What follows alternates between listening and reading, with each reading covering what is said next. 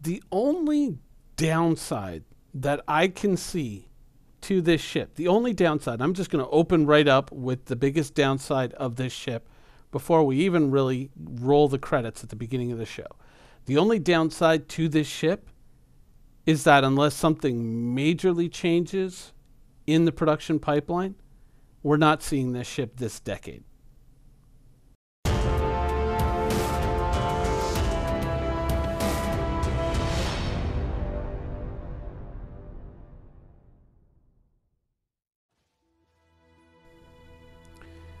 Really, the only downside to the Apollo is, the time until delivery. The ship itself is a solid design. Cockpit visibility, apparently really, really good. Unless, of course, we decide to hang a giant panel in front of the pilot. But why would we do that, Reclaimer? There's so many good things about the ship. The interior flows very well. You got 6 medical bays or 6 operating tables. It's also supposed to come with rescue and recovery drones that go out and rescue injured people and bring them into the ship so that you can heal them. Awesome idea. Absolutely fantastic idea. It's just a solid ship. It uses that kind of Connie design language, widens it out a little bit, kind of puts these 2 engine pods off to the side. I saw some comments some people made that from certain angles it kind of resembled the Starship Voyager. I tend to agree, but it's a very distant resemblance. Very, very distant resemblance, but it is there. And it looks good. It's a solid ship.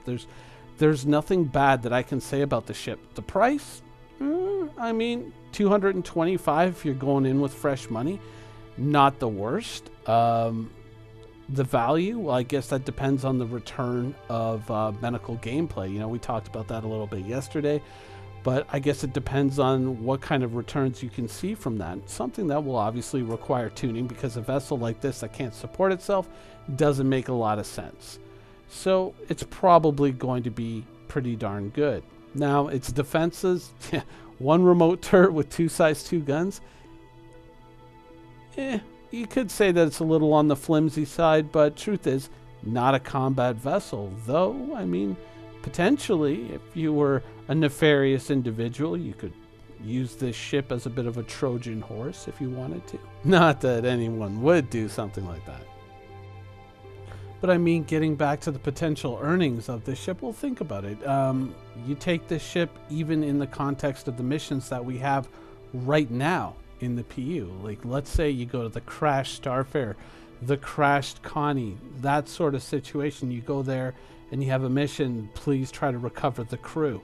Maybe you can revive some of the crew members, maybe you can get some of them back and heal them, and so you kind of go and you get a certain amount just for retrieving a body. But if you manage to bring someone back from the brink, let's say they manage to get their helmet on, which is also something that's kind of really weird, that they all always apparently just fly around without their helmets on in space.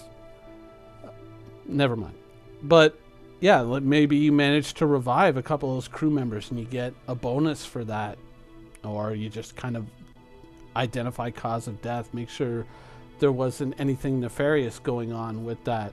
So, that basic idea of a mission could be a really cool idea.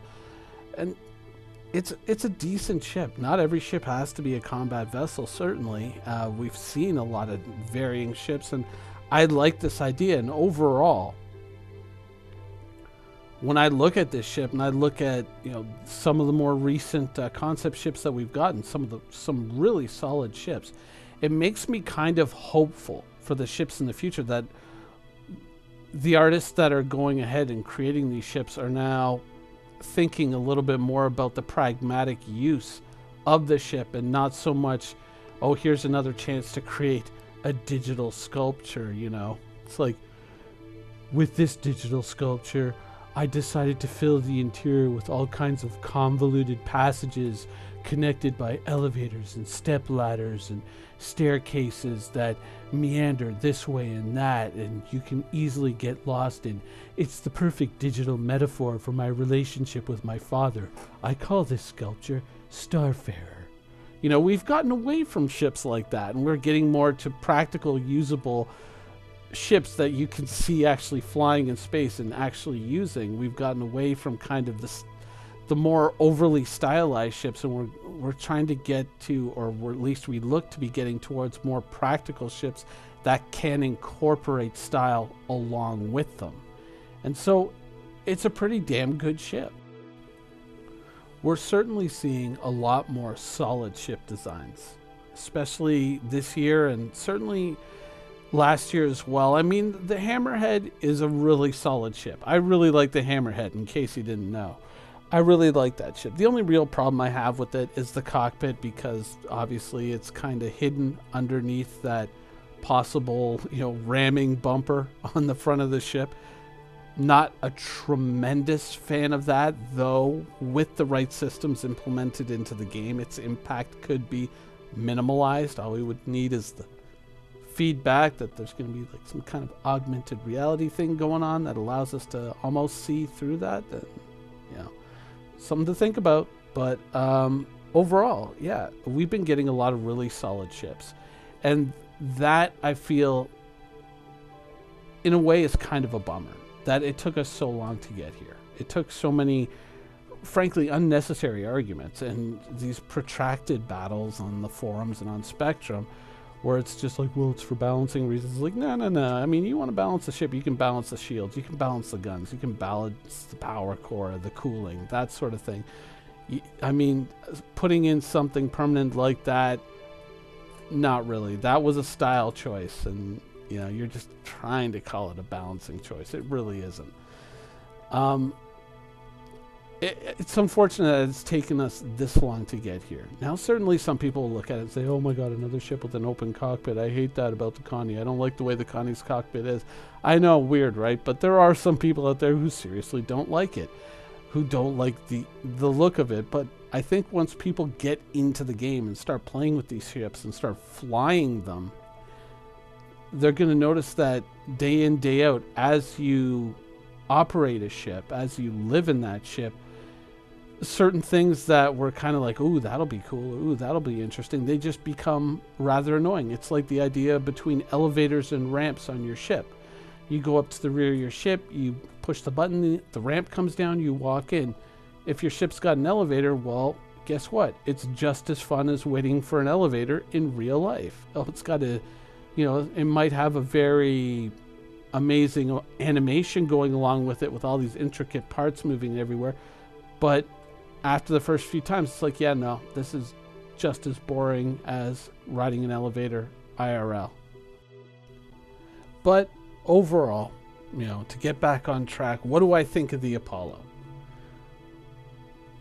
Appearance, outside appearance, fine. Looks like a slightly enlarged Connie, as it's supposed to be. Interior layout is fantastic. It's very well organized. It has a solid flow to it, fore and aft. Everything is where you would more or less want it to be. And it's just a solid ship. The only downside is that, we're probably not going to see it this decade. I mean, we're halfway, or just past halfway through 2018, so, you're not going to be climbing into this anytime soon. But, yeah, overall, it's a great ship. The price, that depends on you. That depends on the money that you got and what you're willing to throw at it. But it looks like a solid ship, and I see no real reason to, dislike it. Right down to the rescue drones. That's a smart idea. That's a fantastic idea.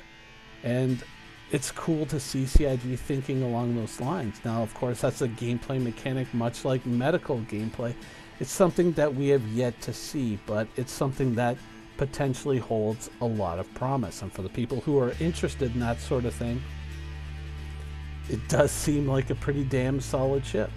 So, something to think about. Anyways, that's the show for today. I hope you enjoyed it, and see you Monday.